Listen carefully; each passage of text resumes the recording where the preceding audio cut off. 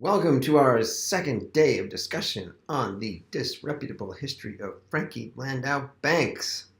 You should have read to the end of the novel at this point. If you have not read to the end of the novel, please hit pause and finish the novel. So I have for you three questions, and I think we'll do these three questions in three groups so that you can converse with a smaller group rather than all have us talk together. And as before, I will create some of that talking together. How will I do it, you ask? Very good question. Thank you for asking. I will do it by reading through your discussions and writing a summary comment at the end, which includes elements of your discussions, because as I noted last time, Canvas does not let you look at the discussion group that you are not in. I do not know why. Canvas, if you see this, why?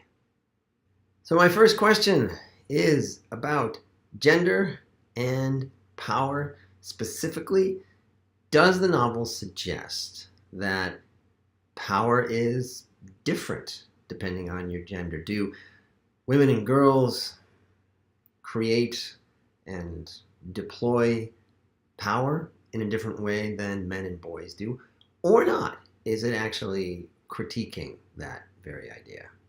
I ask that question because it comes up several times in the book, and so since it was a recurring theme in the book, I thought it is a question that I should ask from the book. So, for instance, several times Frankie notes how the loyal order of the Basset Hounds, that bastion of patriarchal privilege, fosters bonding, quote, togetherness, quote, connection. See pages 195, 221, and 222. She longs for such a bond herself, but she doesn't get one. At the end, we learn that while Trish is a, quote, loyal friend, quote, Trish's lack of understanding is a condition of that loyalty. So, does Frankie's lack of a female cohort undermine the feminist critique of the patriarchy, which is expressed elsewhere in the novel? Specifically, you might look at the debate featuring Elizabeth and Frankie on pages 160 through 165. As you may or may not recall from that debate, Elizabeth posits that women's power develops more from sisterhood and from alliances, and men are these strutting peacocks, these alpha males who are always competing for dominance. On page 162, she says of the lady lions, she says, because what do after they kill the gazelle? They give it to the guy lion, and they all stick together. It's like all about lady lion sisterhood, whereas the males are lone rangers. They don't hang around with each other because they're too combative, but the females are all about cooperation. Frankie Landau-Banks disagrees. She says in particular that assumptions like these do nothing but cause problems in the world.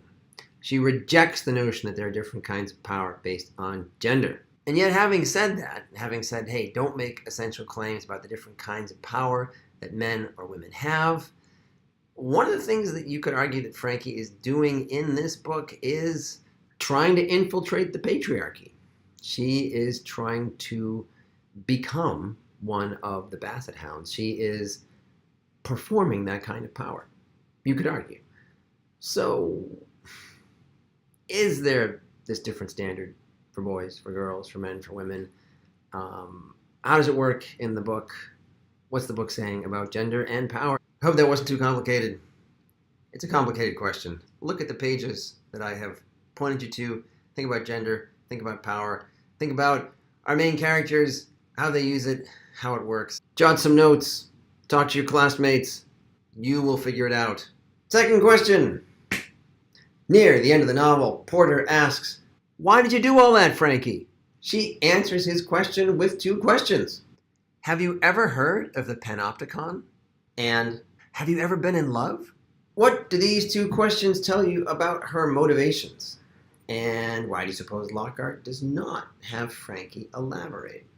Finally, how might these two questions influence our interpretation of the novel? And the third question.